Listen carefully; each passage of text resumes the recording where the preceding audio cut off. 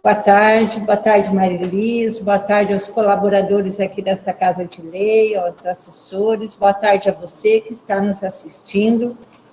Estamos aqui nesta tarde agradecendo a Deus pela oportunidade de nos reunirmos, da Marilis ter aceito o nosso convite, de estar participando aqui conosco, falando sobre o autismo, nesta semana de conscientização.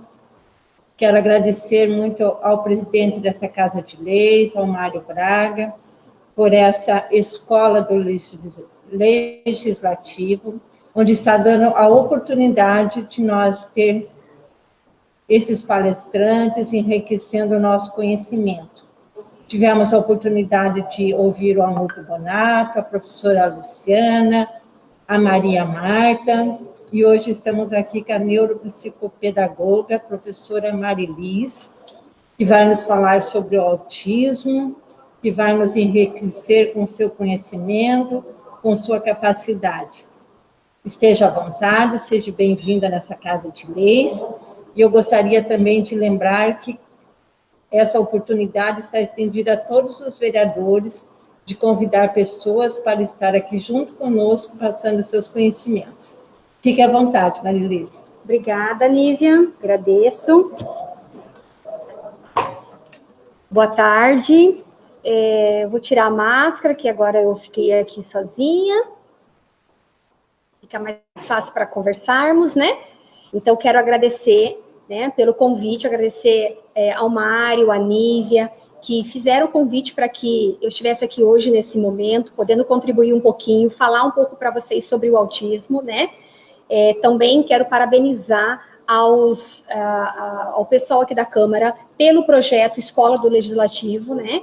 Por levar essas palestras, levar a informação à população matinhense, e também por dar espaço, né, para nós, profissionais aqui mesmo da cidade, pudermos para que a gente possa, né, falar com vocês, contribuir, né, de alguma forma, também com a população matinhense. Agradeço a todos que estão me assistindo, que de alguma forma estão participando. Muitos me mandaram mensagem, falaram que vão assistir depois, né, que pediram que ficasse gravado. Então, desde já agradeço a todos pelo respeito, pela serenidade com que trata também o meu trabalho, eu como pessoa.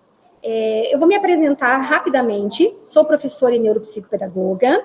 Trabalho como coordenadora pedagógica no setor da educação especial, na Secretaria de Educação aqui do município. Leciono no Colégio Gabriel de Lara e realizo também atendimento, né, de intervenção e avaliação neuropsicopedagógica a crianças e adolescentes, né, de diferentes, que precisam de atendimento, né, de diferentes tipos de transtornos e deficiência. E atualmente dedico meus estudos ao curso de mestrado em Educação Especial, o qual eu realizo pela Unespar. Então, eu vou compartilhar com vocês uma tela para que a gente possa conversar um pouquinho. Então, eu vou falar com vocês um pouquinho sobre o autismo, tá? De forma assim que o objetivo aqui é eu levar um pouco mais de informação para vocês, um pouco mais de conhecimento, porque quando a gente conhece, as peças se encaixam. E dessa forma a gente consegue entender, né, por que os autistas têm tais comportamentos, e a gente consegue se sensibilizar e acolhê-los de uma forma que ajude no desenvolvimento dessas crianças, dessas pessoas. Então, o que a gente vai falar hoje? Vou trazer para vocês um pouco da definição de autismo, sobre as tríades das características, sobre as potencialidades deles, sobre critérios de diagnóstico, a importância do papel da família e sobre políticas inclusivas, não deixando, claro, de falar sobre a questão da inclusão. Então, o que é o autismo, né? O termo autismo, a palavra autismo, ela faz referência a um sujeito retraído que evita qualquer contato com o mundo exterior. Então, por isso que a gente ouve muitas pessoas falarem sobre que o autista, ele vive numa caixinha, né? É o mundinho dele, é uma caixinha de surpresa, é o mundinho do autista. Porque ele né, faz referência a um sujeito realmente retraído. De acordo com o DSM-5, que é o Manual Diagnóstico e Estatístico de Transtornos Mentais, o transtorno do espectro autista, que também se fala como TEA, ele se refere a um distúrbio do desenvolvimento, e a partir da reformulação desse DSM-5, da atualização, passou a fazer parte desse espectro também a síndrome de Asperger, e deixou de fazer parte, né, das características do transtorno global do desenvolvimento, a síndrome de Rett, transtorno global do desenvolvimento não especificado e o transtorno degenerativo da infância, tá? Então, esses não fazem mais parte do grupo do autista. Então, o que é o TEA, né? O que é o transtorno do espectro autista? Então, de acordo com a nova classificação, ele é uma desordem causada por uma alteração do funcionamento cerebral, ou seja, ele é de ordem neurobiológica. Então, isso quer dizer que acaba envolvendo toda ali a questão das células do sistema nervoso e da organização dessas células, de forma que acaba, de alguma maneira, né, comprometendo todo esse circuito, né, esse processamento da informação e intervém no comportamento. O TEA, ele também é configurado como uma condição que estará presente ao longo da vida da pessoa. Então, o autista, ele nasce autista e ele será autista ao longo da vida.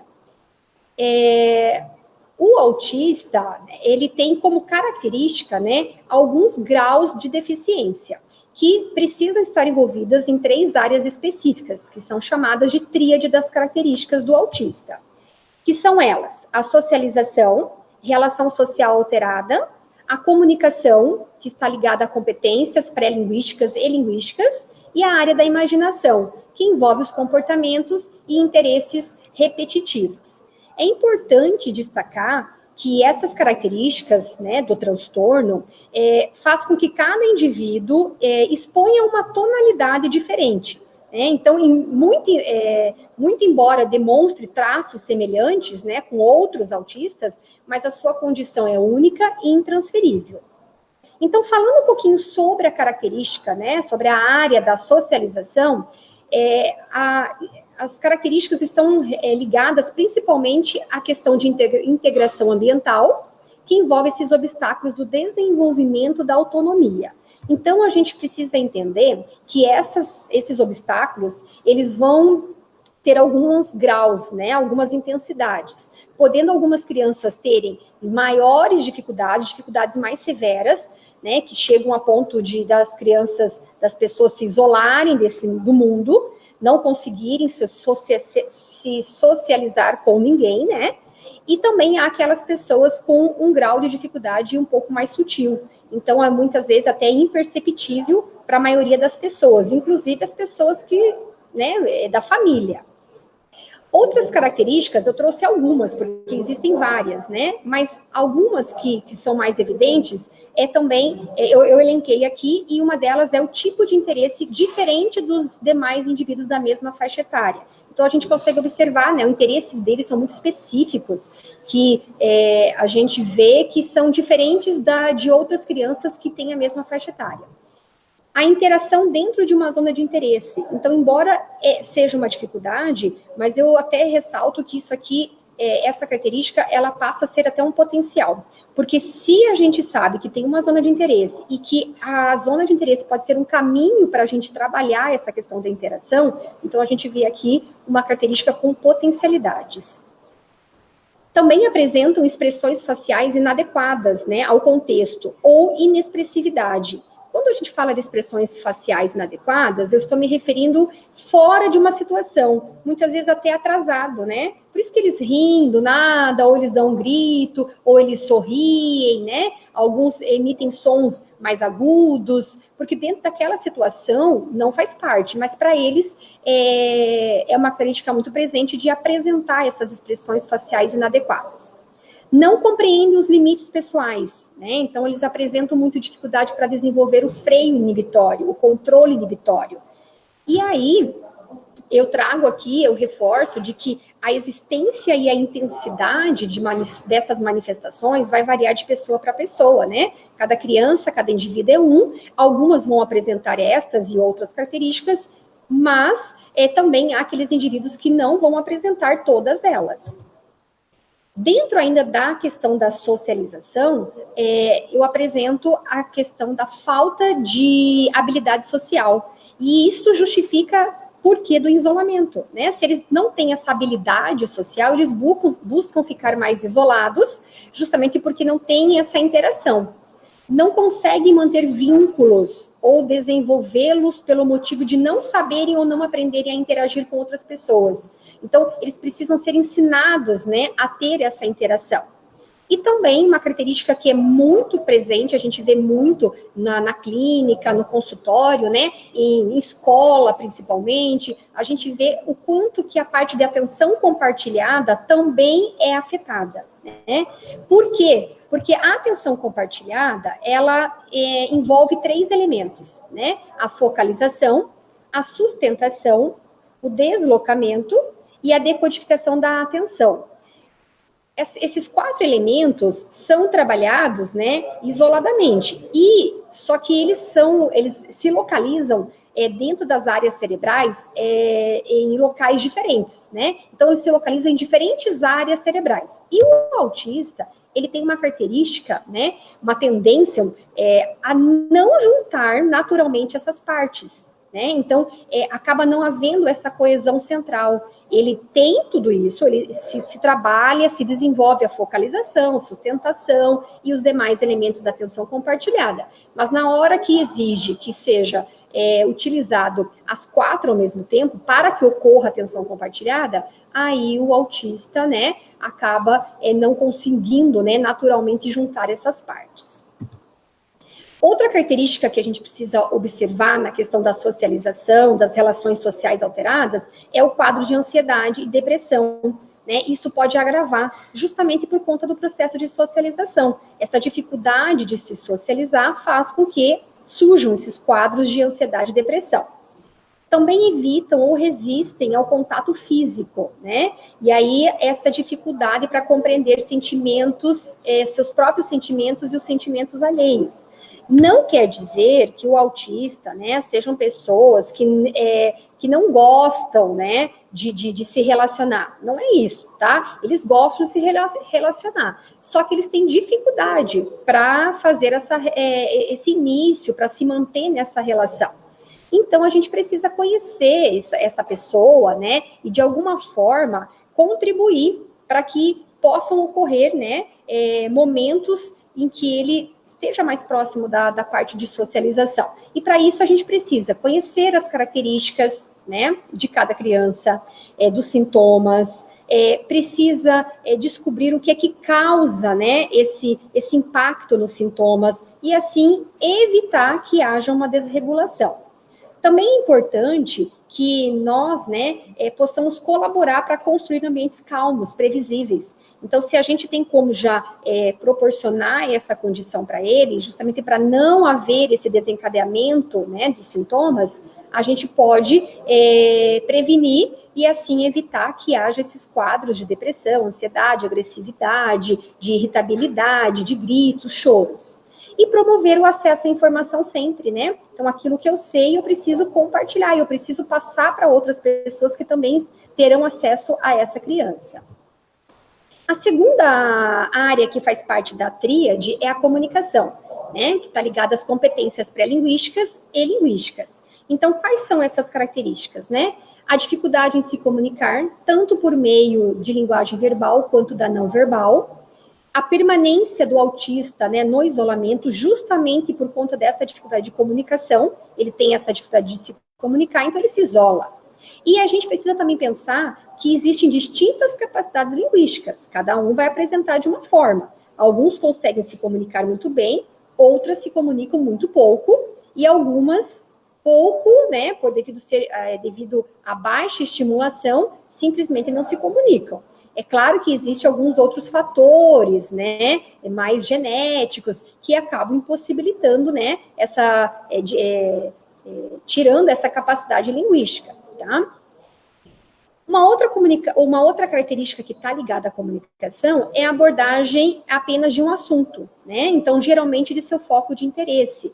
E eu vejo que isso também é um potencial, porque se ele tem um foco de interesse, eu posso, a partir dali, trabalhar, né, inclusive questões de alfabetização, inclusive aumentar o vocabulário dessa criança, justamente por conta de pegar algo, né, trabalhar em cima de algo que ele tem interesse. A gente observa bem que um dos primeiros sintomas que a família observa numa criança que possivelmente terá um diagnóstico de autista é a questão do atraso da fala, da linguagem, né? Então, isso chama a atenção da família, onde a família busca mais informações com profissionais, com médicos.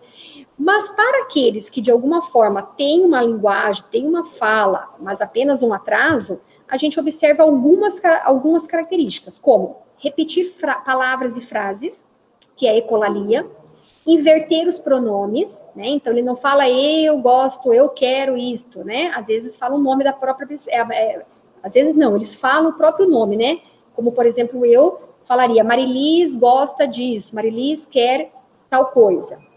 Costumo dar respostas deslocadas do contexto da pergunta.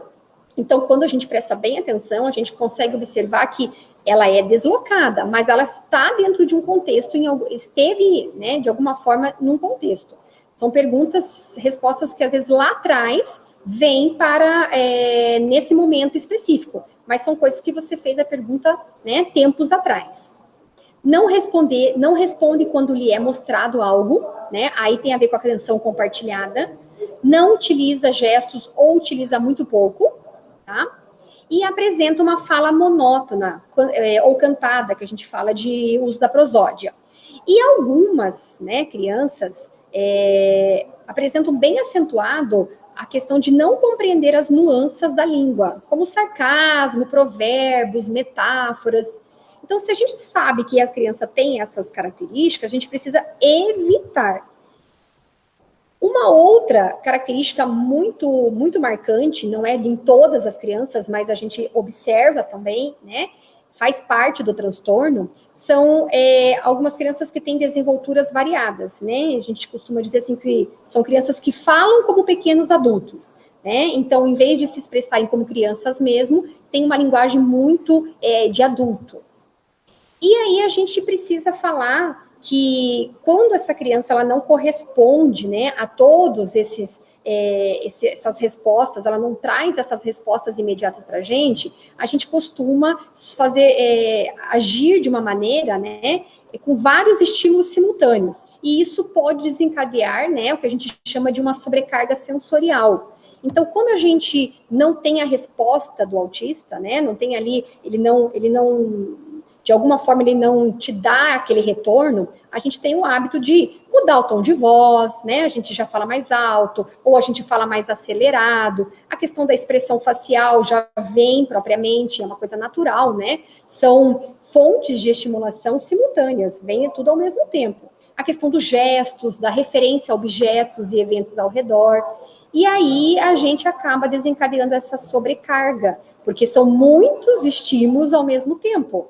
Então, o autista, ele, quando está numa sobrecarga sensorial, ele vai apresentar também dois comportamentos, que é o retraimento social e as estereotipias, né? Então, que são os movimentos, às vezes os flaps, o andar em círculo, né? Andar nas pontas dos pés, justamente por conta dessa regulação, dessa autorregulação que eles precisam. Também a gente observa, né, pessoas que têm a fala robotizada, às vezes extremamente aguda, tem a fala também, eles falam sem ter a real intenção de se comunicar, né, eles falam, mas não que tenha aquela questão da comunicação propriamente dita, e, como eu já falei, tem muita dificuldade para utilizar a questão dos gestos, o tom de voz, para eles é muito difícil a incorporação disso na comunicação. E como eu disse, né, toda essa questão da aquisição da fala no desenvolvimento da criança, elas exigem, assim, tem vários fatores que interferem nessa aquisição. E como eu disse, pode estar ligado à ausência de estímulos recebidos dos pais, dos terapeutas, dos cuidados, pode ser essa ausência, pode estar ligado também aos aspectos genéticos, né? Então, aí realmente vai impossibilitar essa aquisição da fala, e a questão do próprio ritmo do desenvolvimento, né? Cada criança tem seu tempo, e isso precisa ser respeitado. Tá? E aí, o que a gente precisa fazer, então, para colaborar, né, para desenvolver essas características ou respeitar esses sintomas? A gente precisa trabalhar com a estimulação, né? Então, precisa inserir recursos pedagógicos, terapêuticos adequados, fazer intervenções, né, de acordo com a necessidade da criança. Que, com certeza, né, a gente vai estar colaborando para que essa criança se desenvolva, né, e o potencial dela seja alcançado ao máximo possível. A terceira área que compõe a tríade é a da imaginação, que está ligada aos comportamentos e interesses repetitivos, né? Então, é aqui que a gente vê, assim, um certo incômodo de algumas pessoas, né, quando observa aquela criança tendo aqueles comportamentos. Então, por exemplo, né, são crianças que têm interesse por partes específicas de objetos, né? Então, assim, só a roda, só por cores, ou só textura, cheiro, isso atrai, né, de alguma forma. Também são crianças que apresentam comportamentos e focos de interesse não muito comuns, né? Então, por exemplo, elas enfileiram objetos, manipulam esses objetos de uma mesma forma, né? Por longos períodos de tempo, repetitivamente. Apresentam uma irritação quando ocorre, né, mudanças mínimas, né, de objetos, de lugares.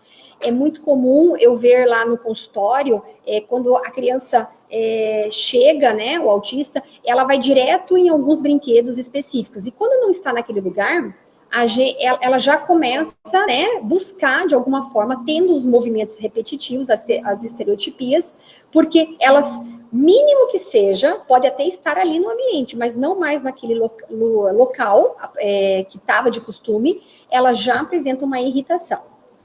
A gente também vê muito a questão de interesses obsessivos, né, restritos e limitados. Então, é um exagero, né, acaba saindo um pouco ali do padrão esse interesse. E restritivos e limitados, porque às vezes o interesse até pode ser, deixa eu dar um exemplo aqui, a questão de animais, né, tem muito interesse por animais, só que acaba ficando restrito e limitado a uma área específica dos animais. Às vezes só alimentação, ou só animais aquáticos, não consegue ampliar, né, esse horizonte em relação a esse tema. São crianças extremamente organizadas, né, precisam dessa organização, precisam dessa rotina, tá?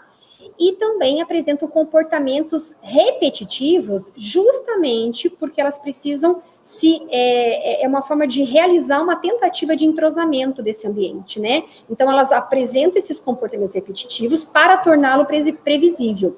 É quando, muitas vezes, numa sala de aula, a criança chega e ela precisa alinhar todos os lápis que tem no estojo dela, né? Precisa colocar algumas coisas sobre a mesa para depois, né, estarem ali envolvidas nas atividades da escola. E isso se explica justamente pelo fato do autista não conseguir unificar o mundo, né, percebido como um todo. E sim, ele fragmenta, né, a questão de partes, como a gente já conversou um pouquinho. Então, se eu tenho essa percepção, né, se eu entendo que o autista tem essa percepção de mundo fragmentado, né, e que se pode compreender essa característica autística pela necessidade da uniformidade e rotina. Ou seja, se eu sei que ele é uma criança que precisa ter as coisas fragmentadas, eu não tenho por que tirar, desorganizar um ambiente para ele, tirá-lo, né, de uma rotina, de uma coisa única de cada vez. Eu preciso proporcionar isso para ele para que possa ser explorado, né, o aprendizado. E aí, eu trago aqui um resumo sobre as características associadas ao autismo. Claro que existem N características, né? Mas eu elenquei algumas que são muito presentes, que tem a ver com condutas impulsivas, né? Então, eles são, né? Eles tomam, tem uma impulsividade muito presente, está ligada à falta de controle inibitório, que é uma das funções executivas que precisa ser trabalhada no autista. Hiper ou hipossensibilidade. Hiper é algo tudo a mais, né? Para mais. Então, a luz atrapalha, o barulho, o som, a questão do cheiro, até do perfume, às vezes, da pessoa, né? E a hipossensibilidade já é a ausência, é a baixa sensibilidade, né, em relação a essas questões sensoriais que eu acabei de citar. Também apresenta uma autolesão, isso quando há uma desordem, né? Então, eles se machucam, eles se mordem, eles ficam né, puxando a pele da unha, do dedo, ficam se beliscando. Não são todos, mas a maioria apresenta algum tipo de autolesão. Labilidade emocional, que é essa instabilidade emocional, né? Ao mesmo tempo que estão bem, já não estão bem, essa mudança de humor. Medo demasiado ou ausência de medo, né? Então, ou há um medo bem excessivo ou há ausência. E aí é um pouco perigoso, né? Porque a gente vê crianças, às vezes, atravessando a rua desesperadamente. Se tem alguma coisa que tem fogo, por exemplo, a criança, uma vela, né? A criança, ela tem vontade de pôr o dedo lá, a mão, ela vai pôr, ela vai se queimar, porque ela não tem essa ausência, né? Novamente está ligado lá a uma das funções executivas, que é a falta de controle inibitório. Hábitos estranhos ao comer ou dormir. Tem muitas crianças que apresentam, desde coisas assim que para a gente é muito simples, mas para eles não. De crianças, por exemplo, ao colocar a comida no prato, se você mudar a ordem da forma de você colocar no prato, a criança ela precisa às vezes girar o prato, né, colocar na posição adequada. Se for um prato que é de costume e que tem desenhos ou tem formatos diferentes, você já muda a posição, ela também vai sentir, né, a necessidade de colocar isso na posição que é rotineira para ela. E a agressividade, né?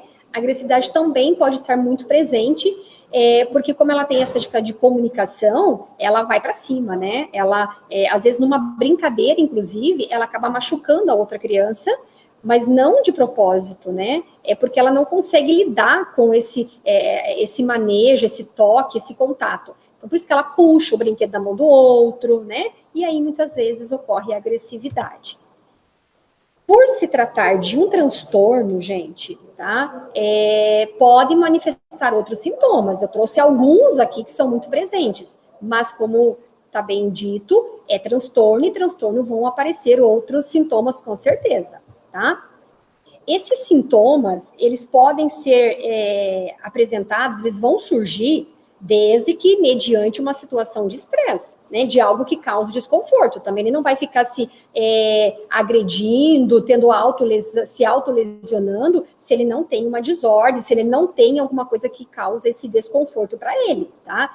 Então, tem crianças que vão apresentar a intensidade bem exagerada, e tem crianças que, pelo contrário, vão, inclusive, dar uma resposta nula a essas características.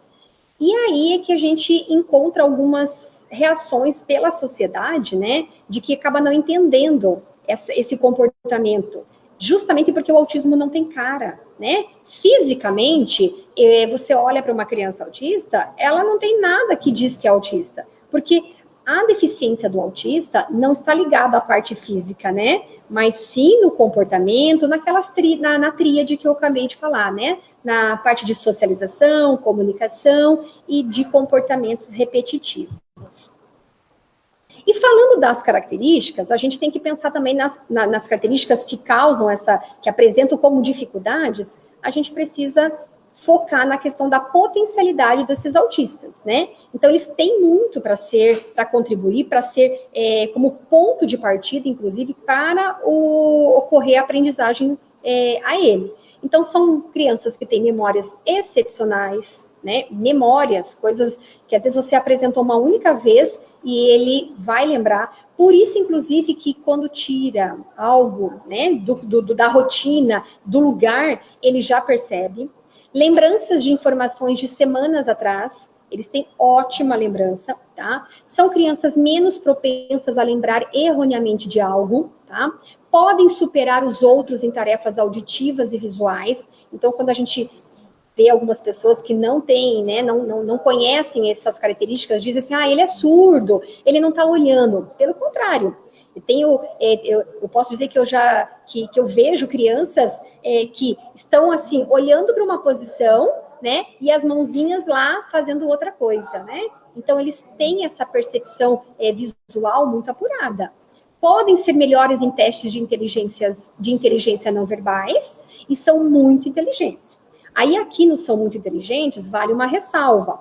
Uma das comorbidades que está associada ao autismo é a deficiência intelectual. A gente aproveitar, que eles têm esses déficits, para que possa ser feita uma intervenção de modo a trabalhar os pontos fortes. Então, eu pego aquilo que está ali mais problemático, que está, de alguma forma, prejudicial, e, a partir dali, eu vou focando em trabalhar os pontos fortes. E aí, como fecha esse diagnóstico? Como é que surge? Como é que a gente se chega a esse diagnóstico? Então, primeiro, é para uma equipe multidisciplinar capacitada. Então, assim, não é um diagnóstico muito fácil de se fechar, Precisa toda uma investigação. Até porque não existe um exame clínico que você faz lá e diz assim, ele é autista. Não. Existem exames clínicos, exames que você vai fazer na criança, que o médico vai pedir, justamente para descartar outros comprometimentos. Mas não que existe um exame específico que vai dar o diagnóstico de autismo, tá?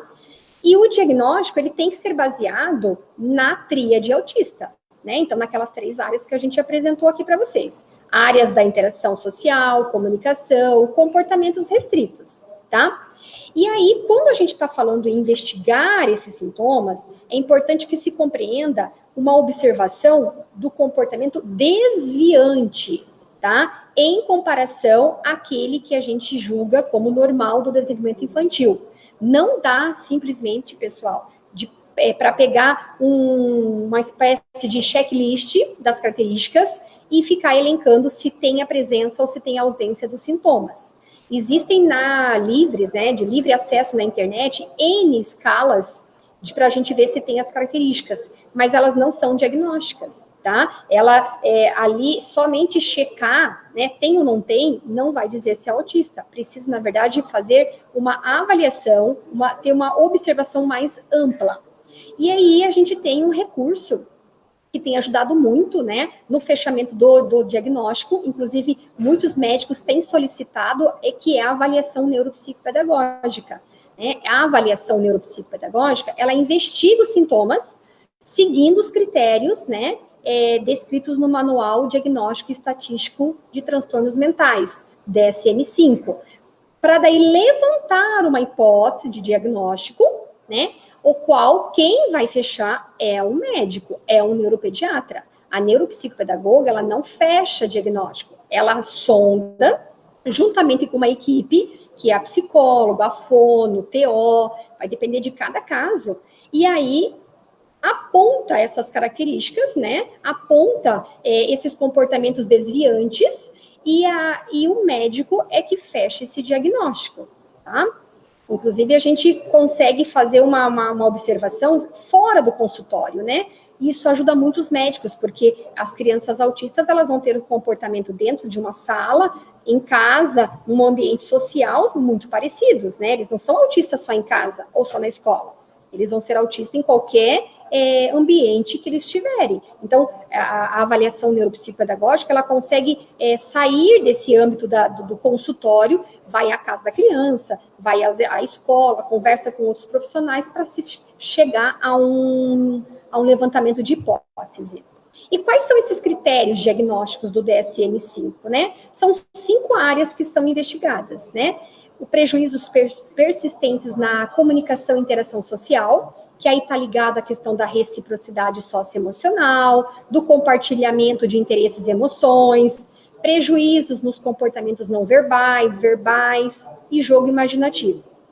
Uma outra área, um outro critério que precisa ser fechado também, estar alterado, é o padrão restritivo e estereotipado de interesses. Então, a gente vê isso na fala e nos movimentos motores, Também a gente observa a questão de uma rotina,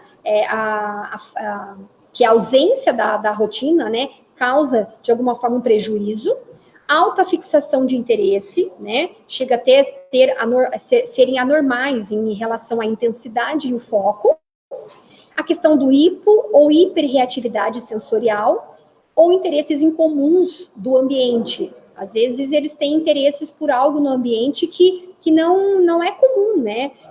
Às vezes, vamos dar aqui um exemplo. A criança vai para um parquinho, em vez da criança brincar e se interessar pelos brinquedos, ela se interessa por uma pedrinha, ela se interessa por alguma coisa que está no chão, e aquele comportamento já vai ser levado à boca, né? A gente sabe que, dependendo da faixa etária da criança, o levar à boca é totalmente padrão. Agora, uma criança já de 4, 5 anos, pegar uma pedrinha, colocar na boca, né, acumular essas pedras, já não é um padrão muito comum. Um outro critério é os sintomas devem estar presentes na primeira infância. E aí, vale ressaltar um ponto, que o que acontece é que esses sintomas, né, podem não estar plenamente manifestos, tá? Até que as demandas sociais excedam essas capacidades limitadas. O que eu quero dizer? Eu quero dizer que, às vezes, por ser uma criança muito pequena, né, família, não proporcionou um ambiente externo para essa criança. E aí, é claro que tem algum sintoma que não vai apresentar. Por exemplo, barulho. Se é uma criança que está sempre em casa, por ser pequena, você não proporciona esse ambiente externo, né, que causa barulho, automaticamente não vai aparecer esse sintoma de hiperreatividade à questão sonora. Outro critério é os sintomas precisam, né, limitar e prejudicar o funcionamento cotidiano. Então, assim, não basta só ter um comprometimento, tem que realmente estar influenciando a rotina diária dessa criança, tá? E o último critério é quando os sintomas não são mais bem explicados por outra deficiência, como deficiência intelectual, por atraso global do desenvolvimento. Então, a gente precisa primeiro descartar outros tipos de transtornos e deficiências para se chegar ao diagnóstico de autismo. E aí, quando se tem um diagnóstico, a gente fica muito focado na criança, mas a gente merece, né, atenção para a questão da família.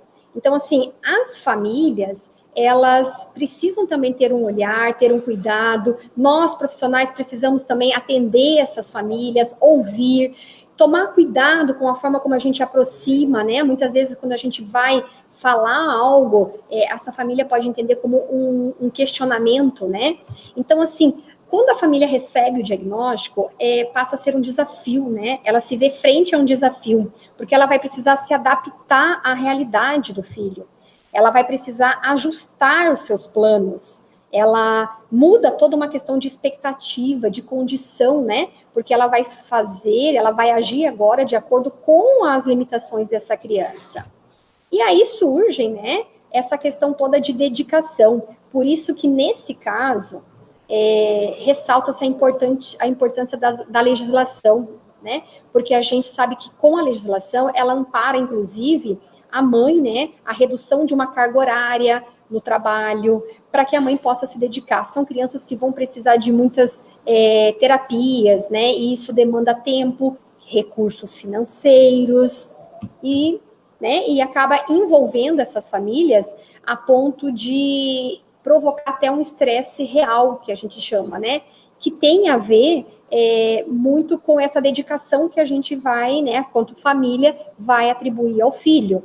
Então, a gente precisa tomar cuidado, né, quando a gente fala no autista e esquece de abordar as famílias, esquece de ter um olhar, um cuidado. As famílias também vão ter esse impacto, vai depender muito da severidade do caso, né, da deficiência da criança, mas a gente precisa também ofertar para essa família terapias, né, informação, precisamos compreender, né, toda a dinâmica dessa família.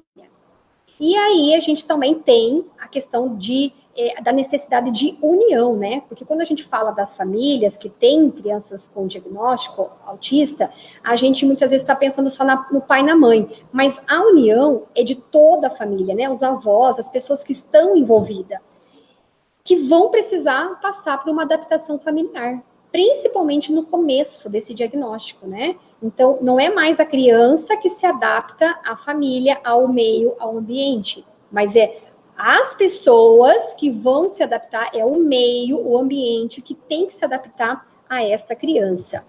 Então, a família realmente tem grande importância, é um papel essencial, fundamental, porque é ela que vai promover esse desenvolvimento da comunicação, da interação social, do afeto. Claro que junto com outras pessoas, né, em forma de um trabalho colaborativo, né, que vai envolver os professores, toda a equipe da escola, os terapeutas. Então, assim, é um trabalho que não vai ficar somente para a escola, né, para a família. A família, ela precisa contar com a colaboração de todas as pessoas que, de alguma forma, estão ligadas a esta criança. E aí, né, a gente tem que pensar que se não tiver carinho e paciência, né, a gente não vai conseguir lidar com tudo isso. Então, assim, tem que ter muita paciência, tem que ter muito jogo de cintura, tem que ter carinho, tem que ter amor, porque se não tiver, realmente as famílias não aguentam, as famílias se enfraquecem e a criança acaba não tendo condições, né, não serão oportunizadas para a criança condições de aprendizagem e de se desenvolver. Então, eu trouxe aqui para vocês um depoimento de uma mãe, né, a Carol. Ela tem um filho autista de 4 anos, e eu pedi que ela falasse um pouquinho para a gente como é, né, ter um filho autista, qual é a sensação dessa família, como ela vê, né, esse diagnóstico, que inclusive acaba fortalecendo, né, a mãe, as pessoas que estão ligadas diretamente. Então, eu gostaria que vocês assistissem para a gente ter um pouquinho de realidade, de noção de como é a família de um autista.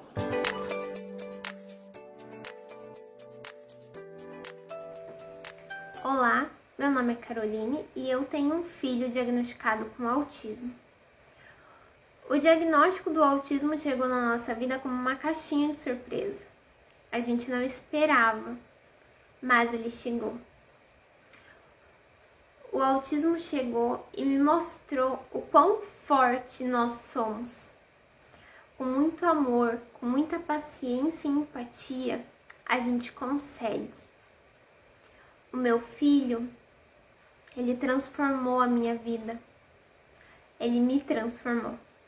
Hoje eu sou uma pessoa mais forte, mais amorosa, e o autismo virou a minha causa.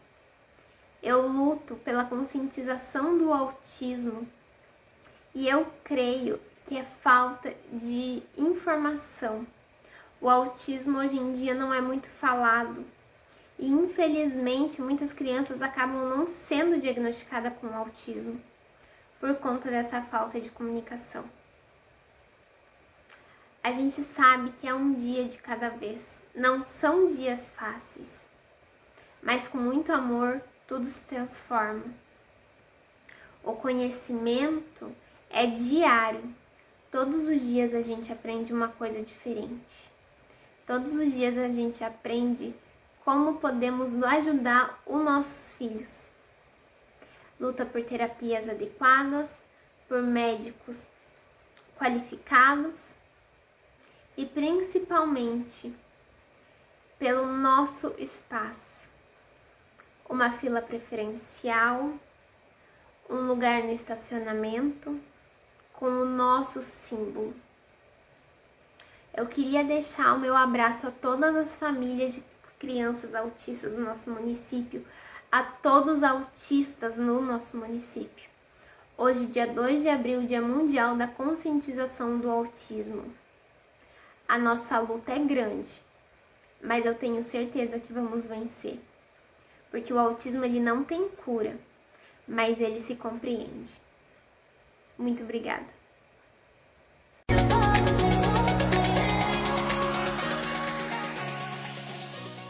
Então, assim, né, a gente vê, pelo depoimento dessa mãe, o quanto que envolve toda uma estrutura familiar para que possa dar esse suporte ao filho, né? E aí a gente tem aqui, eu deixo aqui o contato, ela também é presidente da UFA, né, da União das Famílias pelo Autismo, está aí lutando em prol de benefícios, não somente para o filho dela, mas para todos os autistas matinenses. A UFA, ela foi recém, né, organizada, estruturada aqui na cidade, então fica aqui os contatos da rede social, quem puder colaborar, precisam de muito apoio, e a gente precisa, na verdade, né, se unir para que a gente consiga levar, sim, mais benefícios para os autistas. E aí, quando a gente fala em benefícios, né, a gente tem que pensar em políticas inclusivas, e eu trago aqui 4 legislações para vocês. A primeira, a da Berenice Piana, muito conhecida, né, que é a lei que institui a Política Nacional de Proteção dos Direitos da Pessoa com Transtorno do Espectro Autista. É uma legislação que foi um marco, né, histórico pela luta do direito dos autistas, justamente porque viabilizou politicamente acesso a direitos previstos na legislação já existente para outras pessoas com deficiências no país, né? Então, como, por exemplo, benefícios financeiros, garantia a educação em escolas regulares, ingresso ao mercado de trabalho, e também essa legislação, ela reconhece a pessoa com TEA como pessoa com deficiência, para todos os efeitos legais, o que dá direito a elas, né, esses benefícios que a gente já citou aqui. Também trago a Lei Brasileira de Inclusão. Essa legislação, ela trata bastante, ela define quais são as punições para atitudes discriminatórias, ela trata também das mudanças em várias áreas, como da educação, questões sobre acessibilidade, né, combate à discriminação.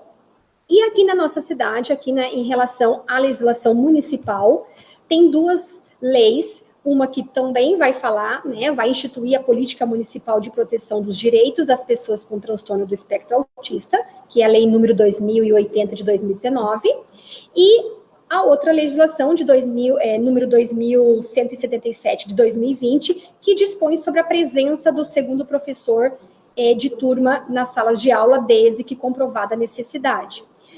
Eu destaco aqui como, né, profissional, como pessoa que acompanha as famílias, de que todas as legislações, mesmo as 2 federais, precisam ser reformuladas, precisam constantemente passar por uma análise, né, precisam de adequações, porque as legislações, o fato de já existirem, já é um grande passo. Mas muitas não trazem especificamente algumas a quem, né, se dirige a tal obrigatoriedade. Então, por exemplo, a própria lei Berenice Piana, ela não institui, ela fala de que é necessário, é obrigado a formação, capacitação profissional, mas não deixa claro a quem é essa responsabilidade, de quem é essa responsabilidade. Então, assim, falando de legislação, a gente tem que estar o tempo todo mexendo nisso, trazendo, ouvindo a população, né, colocando algumas coisas mais claras para que possam ser cumpridas. E aí, né, a gente não consegue falar sobre políticas inclusivas, políticas públicas, sobre a necessidade de conhecermos todos os transtornos, se a gente não falar da inclusão, né? E inclusão não é só dentro da escola, né? Ela está além da escola. Como é uma área que eu trabalho bastante, então eu vejo a importância, o quanto se trabalha, o quanto se promove, né, ações para que dentro da escola ocorra a inclusão. Mas não é só a cargo do educador, da instituição de ensino, mas também da família, de toda a comunidade, a responsabilidade de inserir esse indivíduo com autismo na sociedade. Para isso, a gente precisa se preparar, né, para conviver com essa demanda, entender as necessidades da população, e aí a gente precisa, né, faz-se necessário que a população se prepare para lidar com a diversidade que existe. Não estou mais falando apenas de crianças autistas, estou falando de todas as crianças com deficiência, né, crianças com síndrome de Down e outras tantas, porque a gente sabe que essas crianças vão crescer, elas já fazem parte da nossa sociedade. Amanhã elas estão trabalhando, estão no comércio, então a gente precisa de toda uma mobilização, né? A inclusão, ela só vai ocorrer, né, se houver um processo de adequação da sociedade. A gente precisa, né, incluir essas pessoas, e para isso a gente precisa se adequar, né, ver o que está dando certo, o que não está dando certo e modificar. E aí, o que a gente pode fazer? Quais são as ações que a gente pode desenvolver para a população, inclusive aqui nós, de Matinhos, podemos fazer para contribuir com essa sensibilização, com essa mudança de paradigmas, com novas concepções. Então, a gente precisa conscientizar o grupo, né? O grupo em que essa criança está inserida ou que ela será inserida. Conhecer as características, né, que são individualizadas, que são únicas. Saber que os comportamentos são específicos, né? Respeitar toda essa característica, não acreditar, não achar, não divulgar que são crianças ditas malcriadas, sem limites, que falta um pulso firme da família, porque não está ligado a isso, né? Na verdade, se a gente conhece, a gente entende e respeita essas características. Estabelecer assim, uma conscientização social, né? Então, divulgar em redes sociais, falar sobre o assunto, estabelecer um canal aí de comunicação mais próximo com a família, com a escola, com terapeutas. E aí, é claro, né, com isso vem toda a questão de uma empatia, e com empatia a gente consegue entender, compreender e aceitar as limitações. Dentre essas ações, eu trouxe algumas para destacar, né? Rapidamente eu vou destacar aqui a questão de cumprimento das leis, né? Então a gente precisa, aqui em Matinhos, a gente precisa, né, mobilizar a população, os setores públicos, né, os comerciantes, a questão de o uso de placas, né, de atendimento prioritário, né, a questão de colocar vagas de estacionamento preferenciais, filas preferenciais. Então, precisa, né, eu já vejo que há alguns estabelecimentos aqui na cidade que têm essas placas, mas precisa ser, né, o comércio precisa abraçar mais essa causa. Também a gente precisa, né, divulgar a simbologia da fita do quebra-cabeça, né? Muita gente não sabe o que significa, por que da cor, né? Por que do quebra-cabeça. Então, assim, de modo geral, a simbologia da fita, das cores, ela representa a complexidade, o mistério que é esse mundo do autista. Muita coisa precisa ser estudado, muito precisa ser aprofundado, para que a gente consiga compreender mais ainda. E as cores, né, o formato também está ligado à questão da diversidade de pessoas e famílias que estão, né, com pessoas diagnosticadas do transtorno autista. Então, ela representa, né, esperança por meio de pesquisa e conscientização. Então, mais informação, menos preconceito. E aí, né, N situações que eu vou passar bem rapidinho que precisam ser praticadas pela nossa sociedade como um todo. Garantir atendimento por diferentes profissionais, acesso a medicamentos, né? Capacitação aos profissionais sobre o transtorno do espectro autista, garantir um diagnóstico precoce, né? Divulgar as questões aí de garantias da Previdência Social, como o BPC, que é o benefício de prestação continuada, ampliar, né? Os critérios para quem tem, para que mais pessoas tenham direito ao benefício, criar e ampliar a oferta de tratamento dentro do município. Hoje a Secretaria de Educação vem trabalhando, né? Aliás, vem trabalhando já há algum tempo, mas hoje está mais próxima de realizar algumas ações, né, em relação ao tratamento, não somente para autista, mas para pessoas, crianças que têm algum tipo de deficiência, né? Então a gente precisa do apoio, né, da mobilização da sociedade, das cobranças, para que as coisas possam ocorrer. Assegurar o direito do professor de apoio especializado, desde que comprovada a necessidade, divulgar a realização da carteirinha do autista, né? Existe lei para isso. Hoje já temos também legislação que garante a emissão de um RG com o símbolo do autista, né? Para especificar, não precisa ficar saindo com o laudo dessa criança. E aí, assim, né? Identificar em que ponto o autista desenvolve suas habilidades e tentar fazer uma aproximação dele com outros que estão por perto. O autista não pode viver em uma bolha, ele não pode ficar lá separado, excluído, né? A gente precisa, na verdade, proporcionar essa interação. E para isso, né, a gente precisa conhecer. O conhecimento é fundamental para que haja respeito e compreensão. E aí, assim, vem o amor também. Eu encerro a minha fala aqui, a minha palestra, com uma frase que eu gosto muito, que diz assim: não há educação sem amor, não há educação imposta, como não há amor imposto. Quem não ama, não compreende o próximo, não respeita.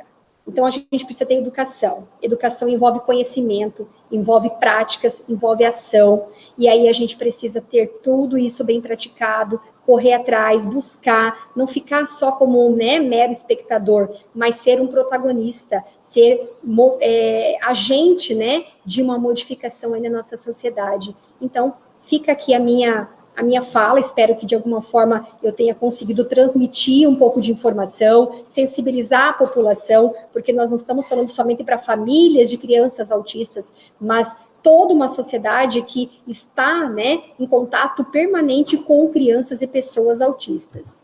Eu deixo as referências no final aqui dos slides, tá? E também me coloco à disposição para esclarecimento, deixo minhas redes sociais também aqui nos slides, caso precise, queiram falar comigo, se eu puder atender, eu estou à disposição. Desde já agradeço, deixa eu só tirar aqui descompartilhar.